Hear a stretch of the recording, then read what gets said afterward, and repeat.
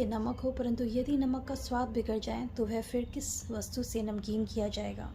मत्ती के 5:13 में ये कहा है कि जो हम में से हर एक बिलीवर है वो सॉल्ट की तरह कार्य करे। सॉल्ट का कार्य क्या होता है? हमें सॉल्ट की तरह बनने के लिए बोला गया है। सॉल्ट का काम है खाने में टेस्ट को लेकर के आना और प्योरिटी को लेके आता है सॉल्ट, और चीज़ों को प्रिजर्व करके रखता है सॉल्ट। सोच के देखिए कि अगर आपके खाने में कोई स्वाद ही ना हो, अगर आप अपने खाने को बिना नमक के बनाएं तो कैसा लगेगा? आपका जीवन जो है, अगर आपके जीवन में प्रभु यीशु मसीह नहीं है तो यकीन मानिए वो सेम इसी तरीके से है कि आपके जीवन में वो नमक नहीं है।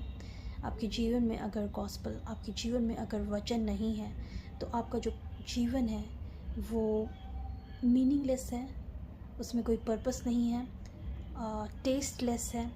और वचन के द्वारा अपनी ज़िंदगी को नहीं जिया तो आप किस प्रकार से एक जेलसी, एक कंपटीशन, एक दुनिया की जो एक सोच है पर्टिकुलर, उस सोच से आप जी रहे थे।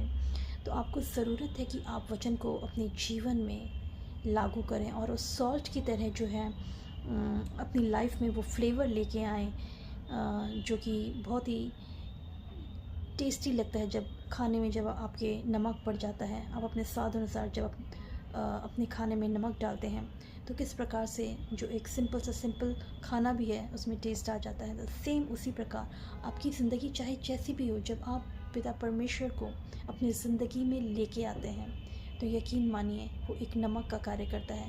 और जब हमारी ज़िंदगी में वो सॉल्ट पड़ता है, जब हम अपनी ज़िंदगी को एक पर्पस के थ्रू जीने लगते हैं तो हमारी ज़िंदगी के द्वारा दूसरे लोगों को एक टेस्टिमनी मिलता है जो है प्रिजर्व करके रखता है चीज़ों को।